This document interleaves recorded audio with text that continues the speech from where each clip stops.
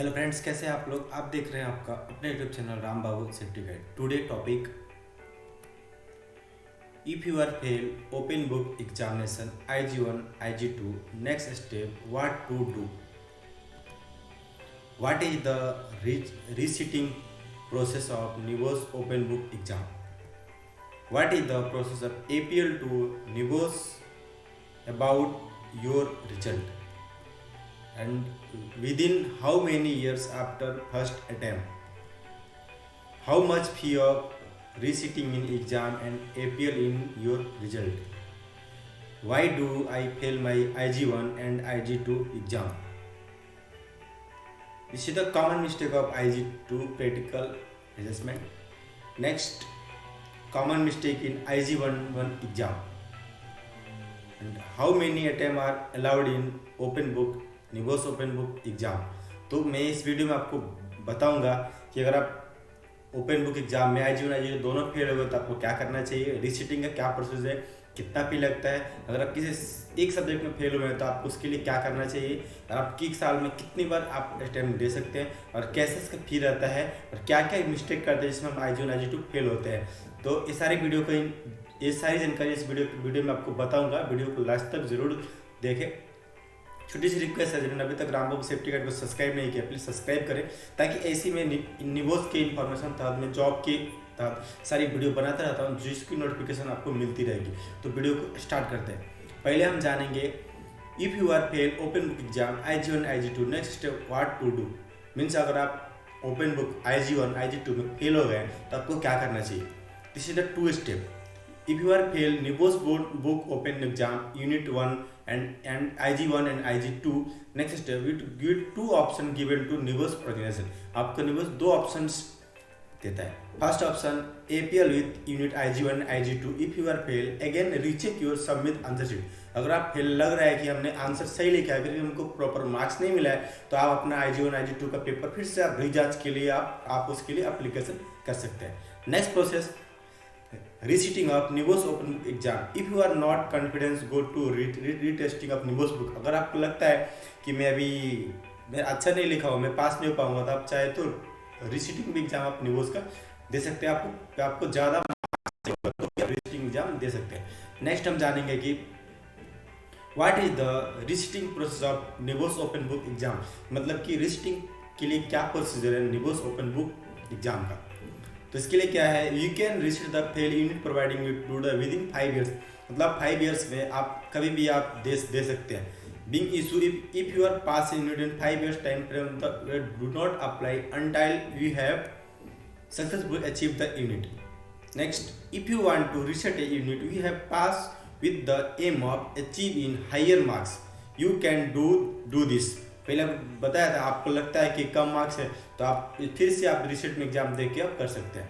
Next, अगर आपको you must inform NIVOS of intention to do so within 20 days of the date of the result और issue. अगर आपको resetting में exam देना है, आपको अच्छे मार्क्स लेके आना है, तो आपके लिए उसको रिजल्ट इशू होने से 20 डेज के अंदर में आपको बताना पड़ेगा।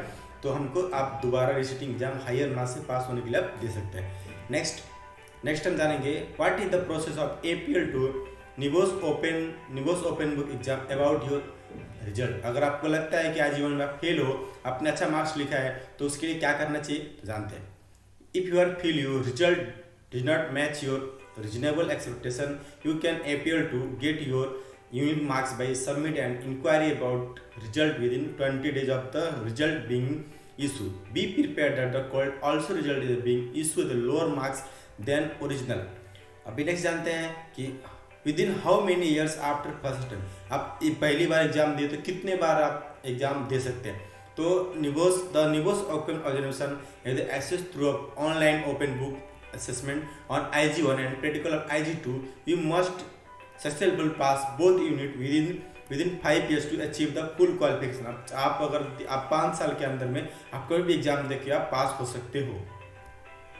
Next, how much fee of reciting in exam and APL of the result. भी हम जानते हैं एक्चुअली जो फी है इन NIVOS का ओरिजिनल वेबसाइट के ऊपर फी दी गया है। अलग अलग आपको लर्नर अलग अलग कंट्री में अलग अलग फी लेते हैं।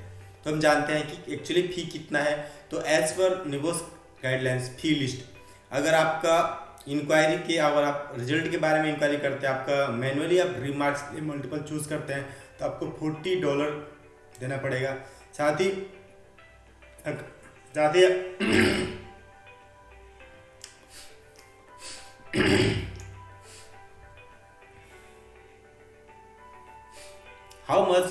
how much fee of resitting in exam and APL in result?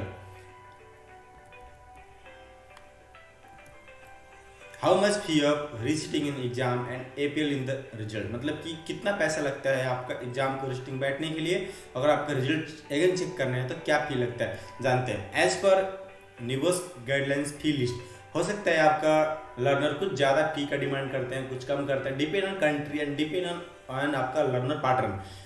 तो अभी जानते हैं एक्चुअली फी कितना है। तो आपका मैनुअल अगर आप रिमार्क करते हैं, मल्टीपल चॉइस होता है examination answer sheet per unit का आपको $40 देना पड़ेगा। शायद में 2 टाइप करता है, पहले आपका clear check on examination result पर यूनिट $15 का है, remarks on certificate and diploma examination as per unit 100 marks का रहेगा। तो आप जो चाहिए आप करा सकते हो।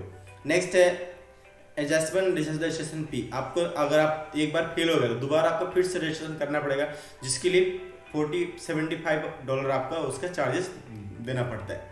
नेक्स्ट है आप इंक्वायरी करते हैं, आपसे आप रिजल्ट के रिगार्डिंग आपको लगता है कि मतलब पेटी आ गया है या इनरोलमेंट एक्सटेंशन चाहिए APL के लिए, उसके लिए आपको APL स्टेज के लिए $130 देना पड़ता है, और दूसरा APL स्टेज के लिए चाहिए तो आपको $217 आपको पे करना पड़ता है।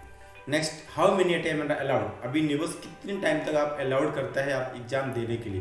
तो only 3 time attend NIVOS open book exam within 5 years, मतलब 5 साल में 3 बार ही आप निवोस का एग्जाम दे सकते हैं।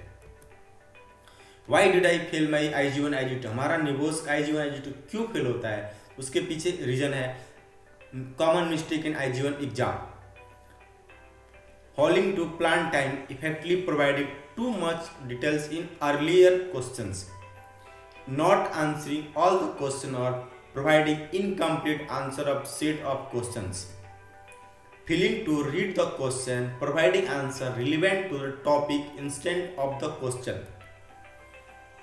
memorize information instead of applying concept, illegible handwriting and waste time by writing out of the question. Common mistake of IG2 practical adjustment, not listing enough hazard in workplace information, failing in recognize the consequence of hazard listed, focusing on immediate control and missing out the long-term control. Written the report based on your own work, manager's preference instead of what NIVOS ask for. Introduce new element into the report that have not been included in the inspection control section of the adjustment. Next, reading too much, not listing technician physical hazard, lack of structure of the report. तो इस सारा रहता है। मैं एक summary बताता हूँ। IG1 जब भी आप देखते हो तो उसको आपका सिनेरियो का मिनिमम 3 से 4 बार अच्छे से पढ़िए, समझिए, और आपको दिया रहता है हर वर्ड का कितना वर्ड में कितना आंसर देना है, एक बार डिस्क्रिप्शन पढ़िए, उसके बाद ही उस क्वेश्चन का आंसर दीजिए। ज़्यादा लिखने से भी उतना ही मार्क्स मिलेंगे और कम लिखने तो आपके मार्क्स कटेंगे भी।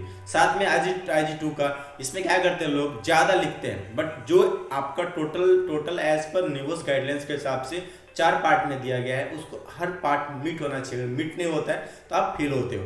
तो आई होप आप लोग समझ गए होंगे कि निवोस का रिसिटिंग एग्जाम कैसे करना है, APL कैसे देना है, अगर आप फेल हो गए तो आपको क्या करना चाहिए। Thanks for